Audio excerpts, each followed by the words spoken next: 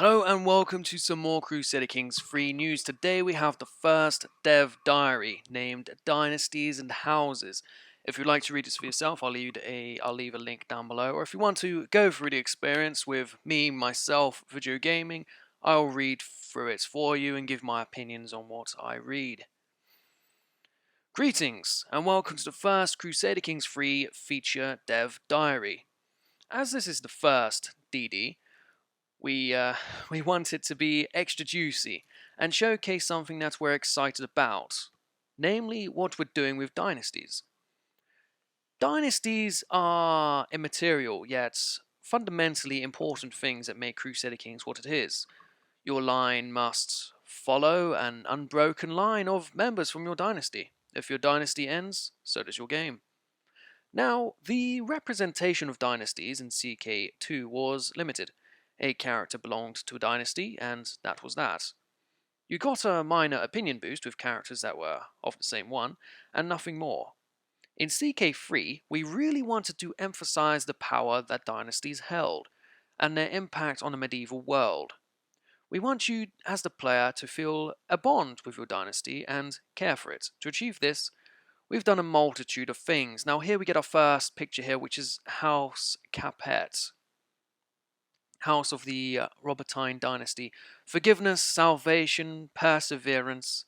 And they appear to have two houses here. And this particular one was founded by King Robert of France.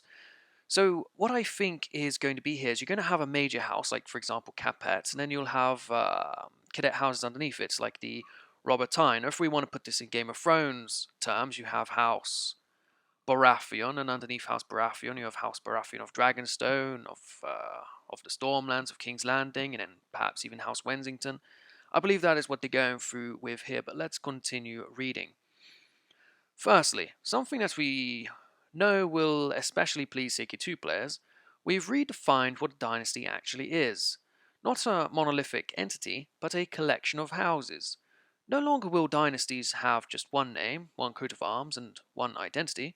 Instead, several houses, aka cadet branches, will be collected under that umbrella that is the dynasty, working together, theoretically, towards bringing renown upon the dynasty. So, what is a house? Each dynasty will have a founding house, usually of the same name as the dynasty, which is the first house of the dynasty. As the game progresses, ruling dynasty members that are distant by blood to the current house head, more of this will be below, may choose to create a cadet branch, effectively creating a new house under the dynasty. Creating a cadet branch makes the character creating it house head, with the most powerful house heads becoming dynast, and by extension free from the direct influence of their old house head. Making your own cadet branch requires quite a bit of prestige that you do not stand to inherit your house head's titles, and that all of your dynastic ancestors are dead. Your father can't be alive, for example.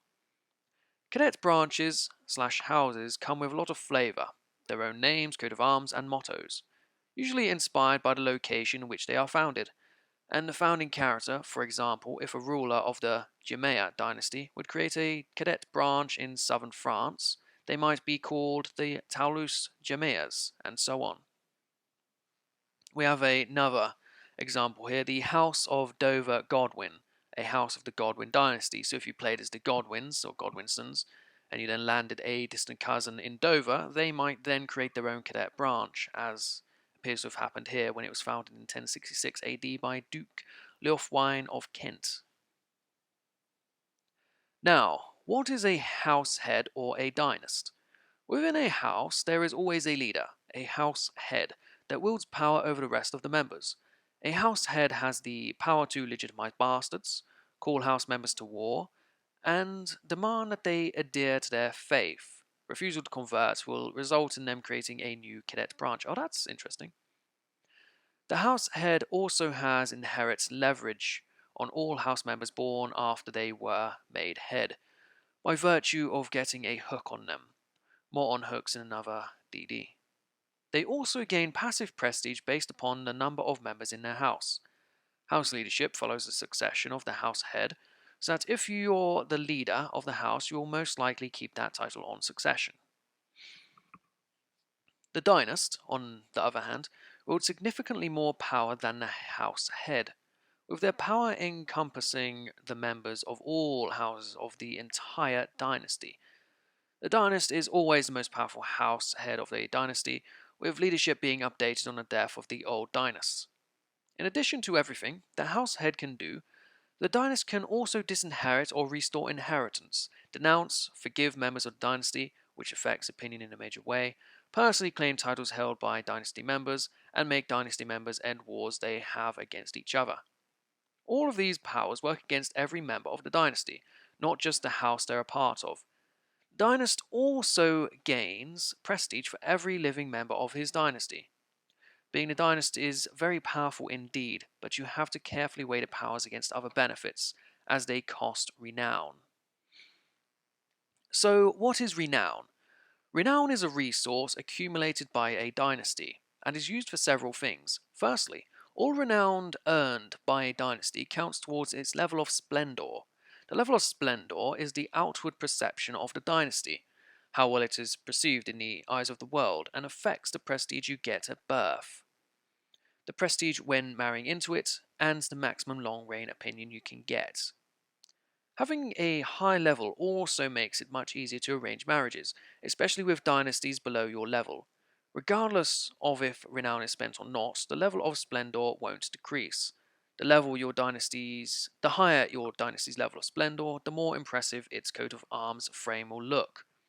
Peasant dynasties will start at a negative splendor level, which means that you'll actually lose prestige for marrying them. Renown itself is a spendable currency, representing the clout your dynasty holds over itself. Its use is twofold. Firstly, it can be used for the most powerful dynasty interactions, getting claims, disinheriting, etc. And secondly, for unlocking dynasty legacies. More of this below. The way you get renown encourages you to mimic a playstyle that was common in reality, but that wasn't very practical in CK2. Spreading your dynasty far and wide. You will gain renown for every ruler of your dynasty that isn't a subject under another member of your dynasty. This is based on tier, which means that a king will give more renown than a duke, and so on. Marrying in such a way that your dynasty ends up on the throne of a foreign realm is therefore useful for other reasons than to just murder them until you inherit their lands. Having your dynasty spread out will give you more renown, and thus a more powerful dynasty overall. For example, if you're playing as the King of England, you will not gain renown from your landed vassal brother, but you will gain renown from your dynastic cousin ruling a duchy in the Holy Roman Empire.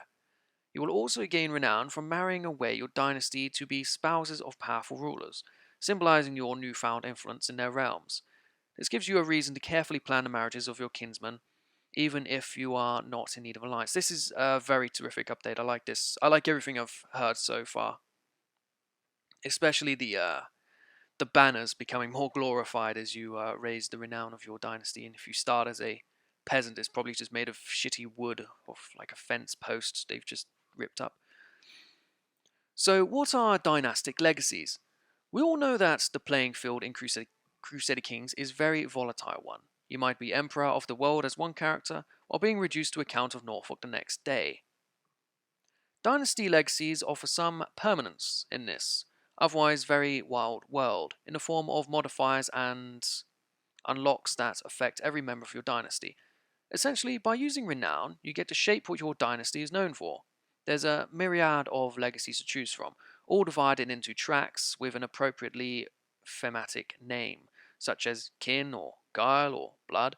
These aim to represent notions the world had or has, about certain dynasties, i.e., that the Seljuks are warriors, the Abbasids lawmakers, the Habsburgs diplomats, and prone to marrying their own kin, etc. Each legacy track contains 5 unlocks, each costing a progressively higher amount of renown to unlock. And now let's have a closer look at this. This is the Habsburg line, so they go with kin for obvious reasons, and also blood. Do you have warfare? I very much like the artwork here. These make for some terrific thumbnail artwork when the game is eventually released. The lore here. Oh, it's all one piece, but it looks like it's unlocked in stages. That's very interesting. Guile, blood, fucking learning, glory. Oh yes, that's me right there on my chair reading this. And of course, kin. Ah, it's Robert Baratheon. Very nice. Terrific. Let's get back to the reading then, shall we? In this dev diary, we will go into details on those tracks. Blood, which also happens to be my favourite. This track is designed for those of you who enjoy breeding traits into your family line, with the first few unlocks all focusing on increasing the chance of inheritance, emergence, and reinforcement of genetic traits. More on genetic traits in another DD. The last few unlocks will reduce the chance of negative traits appearing, essentially allowing for more risky marriages. Give you the chance to choose a genetic trait to be more common among your kin, i.e. beautiful, intelligent, and strong, but also giant or dwarf. No matter how much I pleaded with art, I couldn't get a Habsburg chin trait, though that is a shame, and I'll definitely be putting that in the title. And finally, rounding off with an increase to your dynasty members' life expectancy, which increases both their average age and average fertility. This even means that women of your dynasty remain able to bear children for longer. Legacies take a long time to unlock, and you will have to work hard towards unlocking every one full track. Even one full track, sorry. Though their power more than makes up for the wait, legacies are chosen and unlocked by the dynast, so make sure that you're in control of your dynasty. That's all for this time. We won't spoil any more of the legacy tracks for now, but rest assured that they all offer very interesting opportunities for you to shape your dynasty as you would like. Next up, we have a sneak preview of the map. Stay tuned for next DD. I can't wait to see more about the map. I'm very interested to see what it looks like in the east, if there is plenty of room for China, as has been theorized. I'd also like to see how they manage the southern African expansion. But I hope you've enjoyed this here. Leave comments down below on what you think. But my own personal opinions, I like everything I read here so far. The chin thing, maybe not so much, because I was hoping you might be able to breed your characters a bit more to maybe grow a chin dynasty if you only marry characters who clearly have bigger chins or such. Maybe that isn't an option here, but traits such as beautiful and intelligence, that'd be terrific. Yes, I can't wait to see more about this map. So subscribe and you'll get updates as soon as I have them, or go ahead and check out the link down below for Crusader King's own website and their own dev diaries. I'll see you guys next time. Thank you again for watching. I do fully appreciate the support of this channel. Subscribe to keep up to date on every dev diary. I'll plan to do one of these for every dev diary. And join the Discord server down below to join in on the discussion. I'll see you guys next time. Thanks for watching. Again, goodbye.